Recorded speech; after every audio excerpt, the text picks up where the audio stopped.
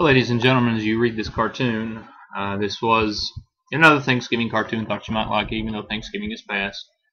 I'll warn you ahead of time if you hear yelling and screaming and barking in the background. The police are outside in the halls with the dog. And they may be coming for you. Who knows? So just be prepared. Just wanted to let you know what it was if you heard all that noise. All right, we're going to wrap up Chapter 6 today. 6.5, Logistic Growth. Now, ladies and gentlemen, this is probably a new form of equation for you. At least you probably don't remember. I do believe we might have mentioned it, maybe done one or two simple things with it last year in pre-cal. But the idea of logistic growth is the idea that some things don't grow forever. That at some point or another, populations or whatever the growth is describing will reach a maximum point. And certainly population is the most basic of those kinds of growth. If you think about population, the population of an area can grow and grow and grow, but at some point there's going to come out that topping point where it can grow no more. Maybe you run out of real estate, maybe something happens that just makes the place undesirable to live, but at some point they'll become that maximum point and then it will start going back down again. This is the idea of logistic growth. Unlike exponential growth, it does have the topping off point, and that's what we're going to look at today. Now, in considering the idea of logistic growth, we must first revisit the topic of partial fraction decomposition. And you can read over all this if you want. It's fairly straightforward and simple. I will remind you in pre-cal we did do partial fraction decomposition last year. It's the idea of taking a very complex fraction. Now, where was I? I had just gotten called to go outside to watch some lockers during a drug search, I believe, with the drug dog. So let's see if we can get back on track. You have done partial fraction decompositions in the past. It's the idea of taking a very complicated fraction and breaking it down into smaller parts that could, if you desired, be added or subtracted together to make a more complicated fraction. And let's just remind you about the steps of the partial fraction decomposition, because this does lead to the logistic growth problems. So we begin with this: x minus 13 over 2x squared minus 7x plus 3.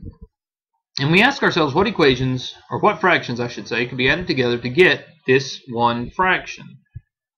Well, the first thing you got to be able to do is you got to be able to factor. Now, ladies and gentlemen, factoring is an Algebra 1 skill. If you cannot factor at this point, you will need to come in on your own time for extra help.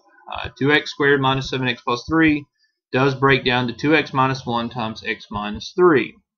Now, that being said, I know that there are two fractions, one with a denominator of 2x minus 1, one with a denominator of x minus 3, that if added together would give me this. So I now have this. Hopefully this is all coming back to you. Now what we want to do is we want to simplify the problem. So I multiply both sides by the least common denominator, and the least common denominator would be 2x minus 1, x minus 3. Now when I do that, when I multiply this side also by 2x minus 1, x minus 3, and I will multiply both of these, the 2x minus 1s would cancel and I would have a times x minus 3.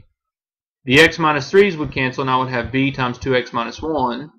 And when I take this and multiply over here, you see that everything cancels, but you are still left with the top x minus 13. And see if we can get it to go on. There we go.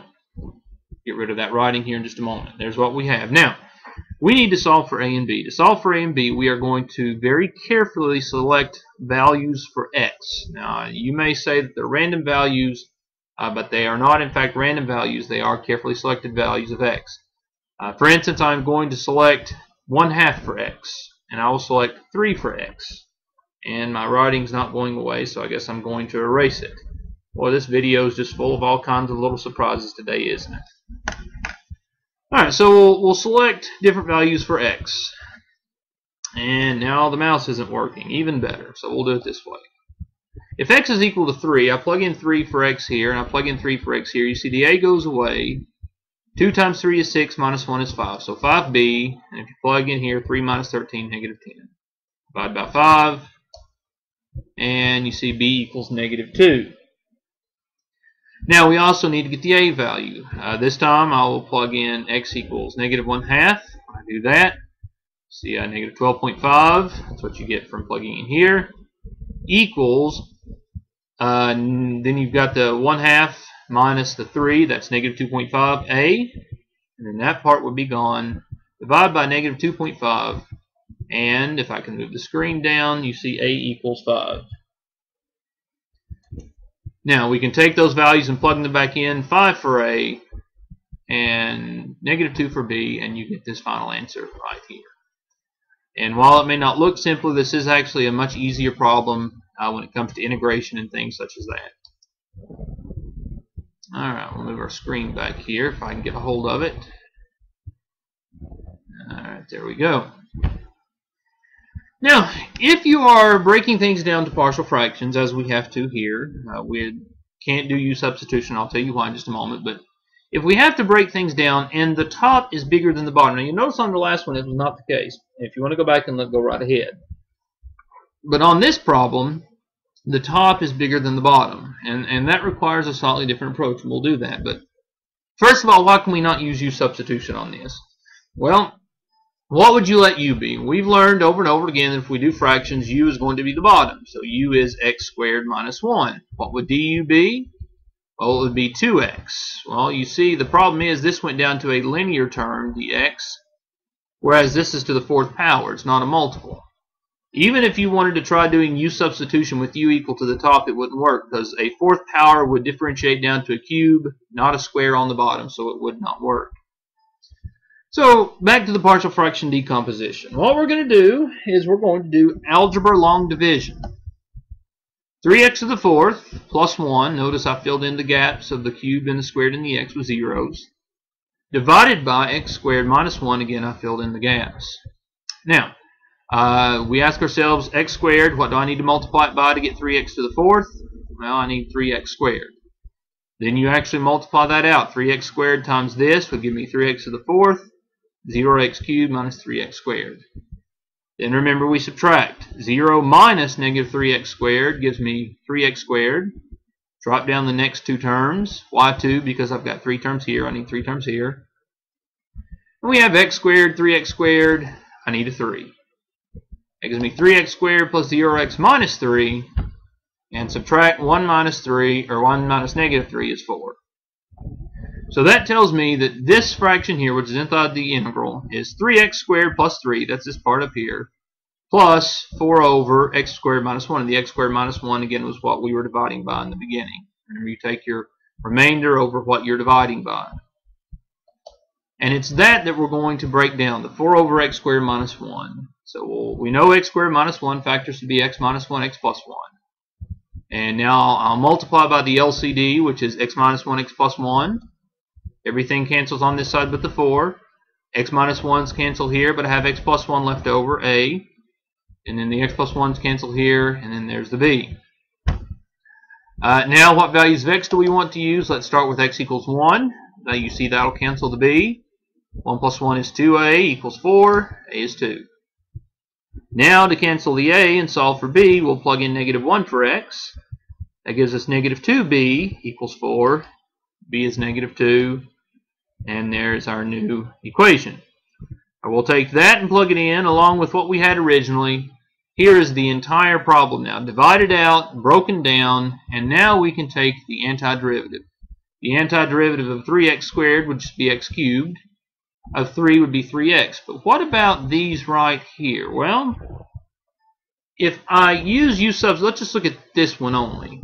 If I let u equal x minus 1, then du would equal dx. Again, just doing this part right here.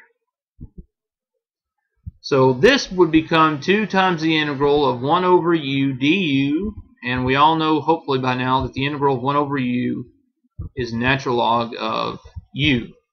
So this would be 2 times natural log of x minus 1. This would be 2 times natural log of x plus 1. Now, if you're wondering when that works, when can I just go straight to natural log? It's actually pretty simple. If the derivative of what's on the bottom is 1, as it was in this case, then you can just go straight to the natural log, as we've done here. I can combine this a little bit. Again, I'm subtracting, so I can put things together with division, so long as the coefficients are the same.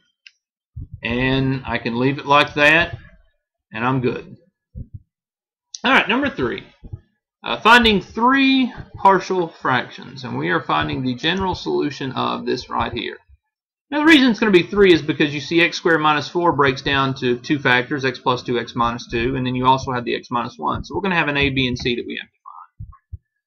So before we do anything with the dy dx, let's break this down into its partial fractions.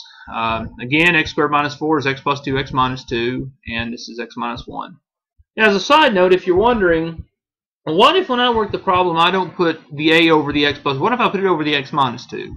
What if I put the c over the x plus 2 and so forth? Well, you're still going to get the same answer. It's just what you get, for instance, if you put a b here and an a here, what you get for a I would have gotten for b and vice versa, but it still works out in the end. Now, again, multiply both sides by the LCD, which is x plus 2, x minus 2, x minus 1. Over here, everything cancels, and you're left with just what's on top. Here, the x plus 2's cancel. You have the a, and you still have the x minus 2, x minus 1. Here, the x minus 1's cancel. You have the c and the x plus 2, x minus 2. Okay, we'll get rid of that. And now, what values of x are we going to pick? Well, let's start out by doing x equals negative 2.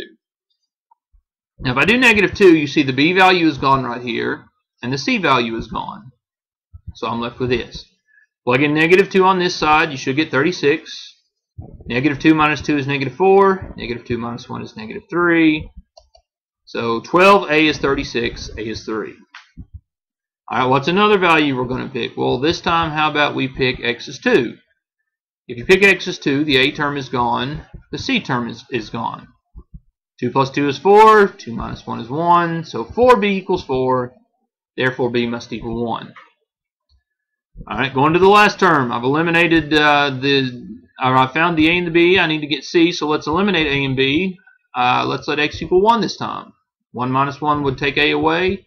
1 minus 1 would take b away. 1 plus 2 is 3. 1 minus 2 is negative 1. Plug in 1 over here, and you should get negative 6. So negative 3c is negative 6. C equals 2. Now we take all those things and plug them back in up here, and we have this. Now comes the fun part. We need to separate the differential equation. So I'm going to take the dx over to this side, like so. I then take the integral of both sides, looks like this. Now over here we just have the integral of dy, that's y. And notice each of these on the bottom has a derivative of 1, so we can go straight to our natural log shortcut rule. So it would be 3 natural log x plus 2, 1 natural log x minus 2, 2 natural log x minus 1. And like that. Now, you can leave it like that, or you can simplify it by moving the numbers up and combining things together like this. See, the 3 came up here cubed, the 2 came up here squared, and now since I have the same coefficient, I could put everything together like that. And natural log, 1 natural log of this times this times this. Now, this leads into the logistic differential equation. A differential equation for a logistic model looks like this. dp dt equals kp, some constant p, times m minus p. The p, you see, if we want the growth rate to approach a population of p, so p is what we're looking for, it's a population. K is again a constant. M is what is different. M is the maxing out capacity. What is going to be the absolute most that you can have? Now, here we have an example of a problem that has a differential logistic equation. We're going to answer some questions based upon it. Now, the first question is, what is the carrying capacity for the bears in this wildlife preserve? Well, if we look up here, remember in our equation it was m minus p. So 100 is m, and remember m was the carrying capacity, that maximum number. So for this first problem, the maximum carrying capacity is m, which is 100. Now, I see that my 15 minutes is about up on the first video, so I'm going to stop right here and save it and then start another video, and we'll continue on.